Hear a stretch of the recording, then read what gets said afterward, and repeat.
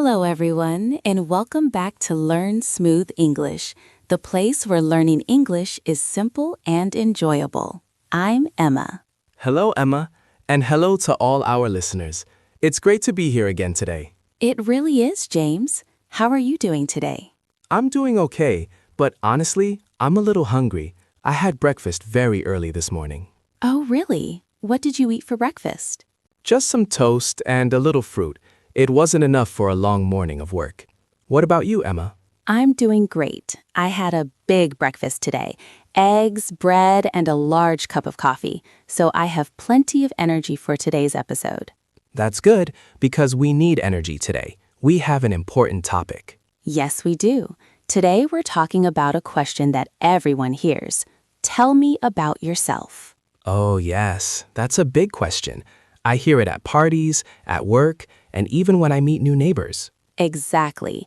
It sounds simple, but sometimes it's difficult to know what to say in English. That's true. Sometimes my mind goes blank, and all I can say is, I'm James. Well, that's a good start, but today we'll help everyone say a little bit more. I hope so. But Emma, before we continue, let's ask our listeners for a small favor. Good idea. If you are watching this on YouTube, please take a moment to like this video. It really helps our channel. And don't forget to subscribe to Learn Smooth English. We love seeing our community grow every week. Also, if you have a friend who is learning English, share this episode with them. Learning is always better with friends. All right, now I'm ready. Let's talk about introductions. Where do we start? We start with the basics, your name and where you live or where you are from. That makes sense. For example, my name is James and I live in the city. Simple and clear. That is funny. So, what did you do? I felt a little silly.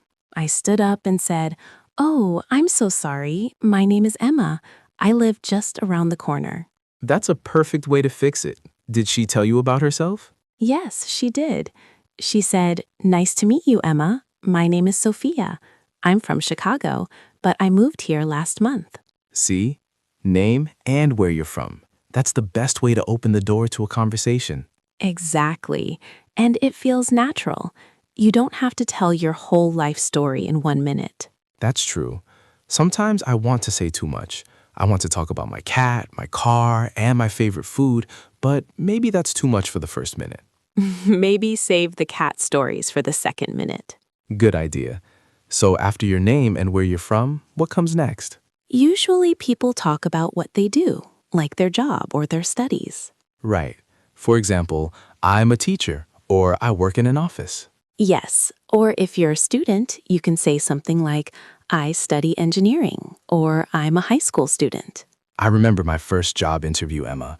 It was many years ago, and I was extremely nervous. Oh, I hate interviews. They always make me sweat.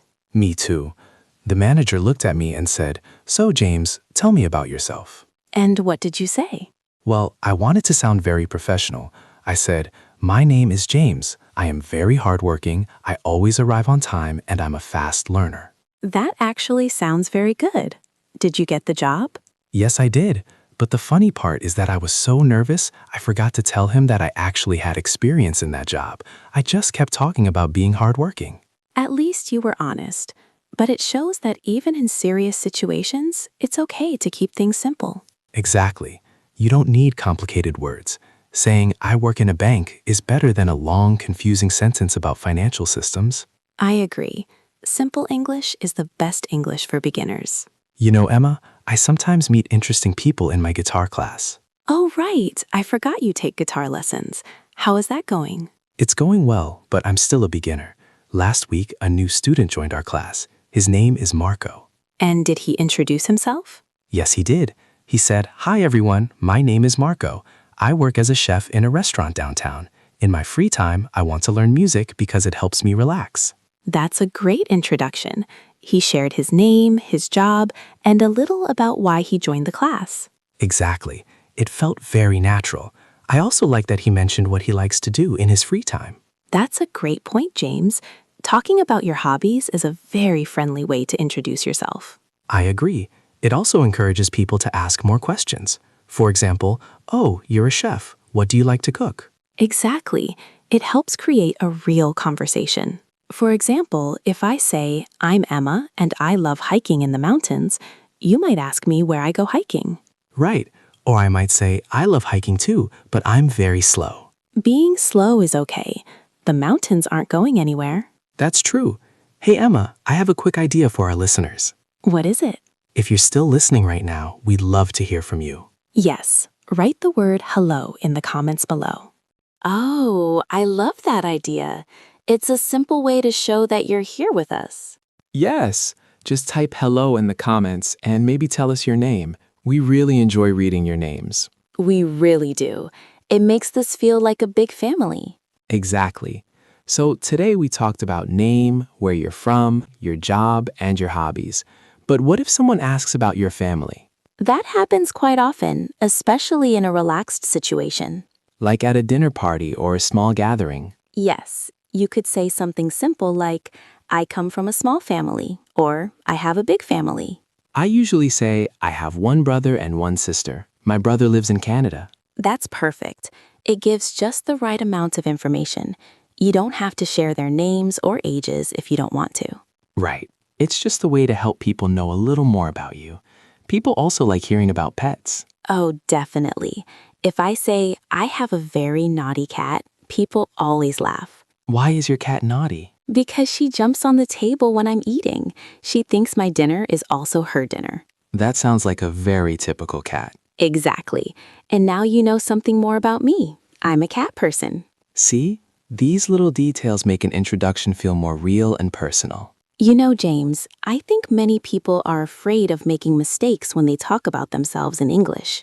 I understand that feeling, but honestly, most people are just happy to meet you. They are not checking your grammar. That's so true. Last week, I met a man in a cafe. He was from France.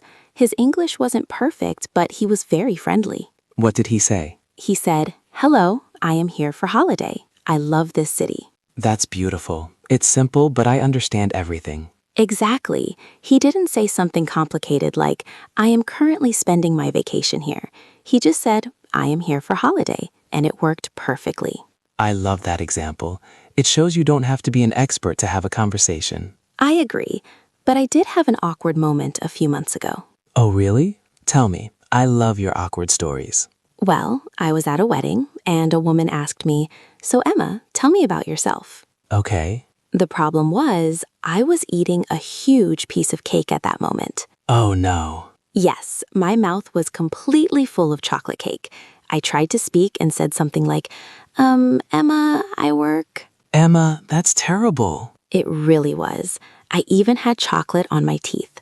She just laughed and said, maybe you can tell me after you finish your cake. That's actually a great lesson. Never introduce yourself with a mouthful of cake. Exactly. That's a very realistic tip for our listeners. Yes, wait for a moment, swallow your food, and then smile. A smile is actually the most important part of an introduction.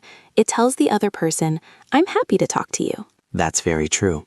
Even if your English is basic, a smile makes everything better. I also think it helps to have a small routine. You mean like a few sentences you always say? Yes, almost like a script. Not a script you read, but a few sentences you feel comfortable saying. Exactly. For example, I usually say, Hi, I'm James, I'm from this city, I love music, and I work in media. I could say that even in my sleep. That's a great idea.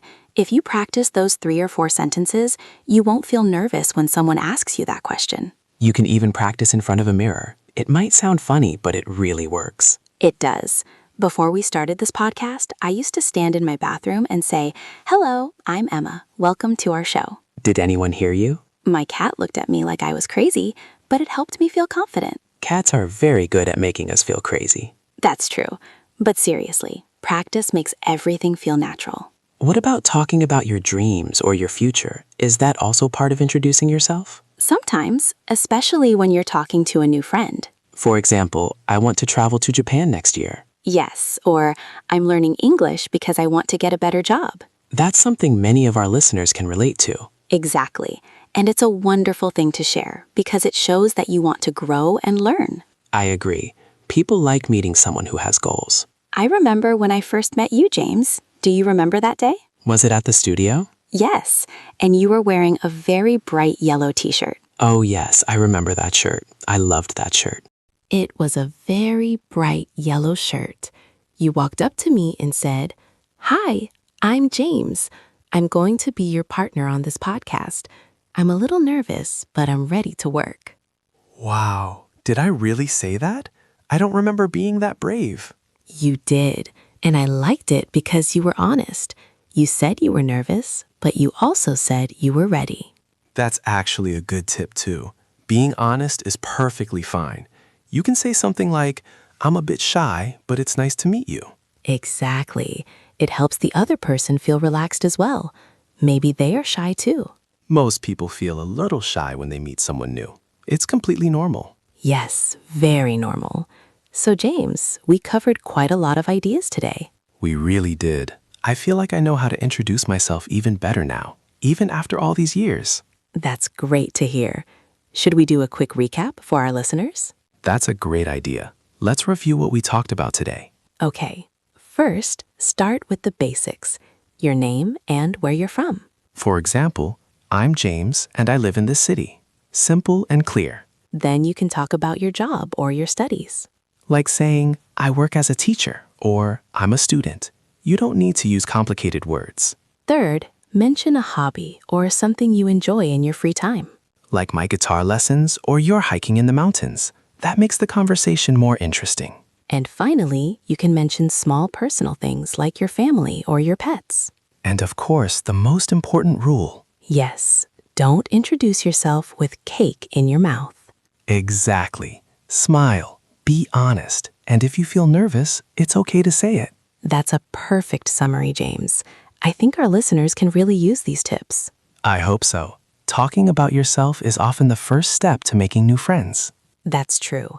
And English is simply a tool to help you connect with people. Very well said, Emma. I think that's all the time we have for today. Wow, the time went by so quickly. I didn't even notice. That's because we were having fun. True. Before we say goodbye, don't forget everyone. Yes, please subscribe to the Learn Smooth English channel. It means a lot to us. And give this video a like if you enjoyed today's episode. We also have a question for you. Yes, in the comments, tell us about yourself using the tips from today. Write your name, where you're from, and something you enjoy doing. We're really excited to read your introductions. Yes, we will read every single one. It's a great way to practice your English writing. Thank you so much for listening today, everyone. Yes, thank you. It was a pleasure. We'll see you in the next episode. Until then, keep practicing and keep enjoying English. Bye for now. Bye-bye.